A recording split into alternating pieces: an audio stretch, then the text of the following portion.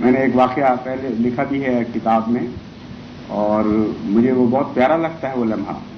جب انگلستان میں ایک مرتبہ نیو ایئرز ایو تھی، یعنی اگلا دن نیا چڑھنا تھا. رات کے 12 بجے سارے لوگ ٹرافالگر اسکوائر میں اکٹھے ہوئے جو دنیا کی بے-حیائیاں ہیں ان میں مصروف ہو جاتے ہیں ان دنوں میں. اور جب رات کے 12 بجتے ہیں تو سمجھتے ہیں کہ اب کوئی تہذیبی روک نہیں، کوئی مذہبی روک نہیں، ہر قسم کی آزادی ہے. اس وقت اتفاق سے وہ رات مجھے ہیوسٹن اسٹیشن پہ آئی.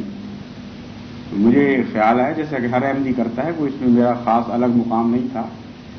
اکثر احمدی اللہ کے فضل سے نیا دن اس طرح ہی شروع کرتے ہیں، نیا سال، کہ رات کے 12 بجے عبادت کرتے ہیں. تو مجھے موقع ملا، میں بھی وہاں کھڑے ہو کر اسٹیشن پر کاغذ اخبار تھے وہی بچھا کر وہاں 2 نفل پڑھنے لگا. کچھ دیر کے بعد مجھے یوں محسوس ہوا کہ کوئی شخص آ کے کھڑا ہو گیا ہے، اور پھر نماز ابھی ختم نہیں کی تھی تو مجھے سسکیوں کی آواز آئی. ایک شخص رو رہا تھا. نماز سے فارغ ہونے کے بعد میں نے دیکھا کہ ایک بوڑھا انگریز بچوں کی طرح بلک بلک کے رو رہا تھا. میں نے اس سے پوچھا، میں گھبرا گیا، میں نے کہا پتہ نہیں سمجھا میں پاگل ہو گیا ہوں شاید اس لیے رو رہا ہے بیچارہ. میری ہمدردی میں نے اس سے پوچھا کہ تمہیں کیا ہو گیا ہے؟ اس نے کہا مجھے کچھ نہیں ہوا، میری قوم کو کچھ ہو گیا. ساری قوم اس وقت نئے سال میں بے حیائی میں مصروف ہے، اور ایک آدمی ایسا ہے جو اپنے رب کو یاد کر رہا ہے. اس چیز نے، اس موازنے نے مجھے اس قدر میرے دل پر اثر کیا کہ میں برداشت نہیں کر سکتا، اور بار بار کہتا تھا God bless you, God bless you, God bless you, God bless you.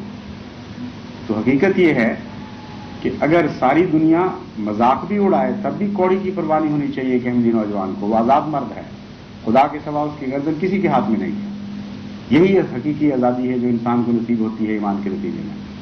آج رات جب اکثریت شرابوں اور ناچ گانوں اور شور شرابے میں مصروف ہوگی، اس خاص طور پر مغربی دنیا میں، ہم اپنے جذبات کو خدا تعالیٰ کے حضور اس عہد کے ساتھ بہائیں کہ آئندہ سال اور ہمیشہ ہم ہمارے جذبات اللہ تعالیٰ کے حکموں پر عمل کرتے ہوئے اس کے حضور بہتے چلے جائیں گے.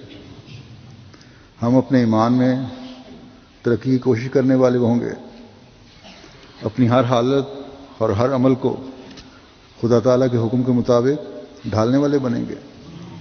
اللہ تعالیٰ ہمیں اس کی توفیق عطا فرمائے اور ہماری دعائیں بھی قبول فرمائے.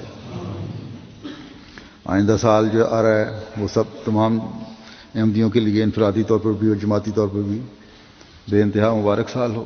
آئندہ آنے والے سال میں پہلے سے بڑھ کر اس تعلق کو مضبوط کرنے کی خدا تعالیٰ توفیق عطا فرمائے.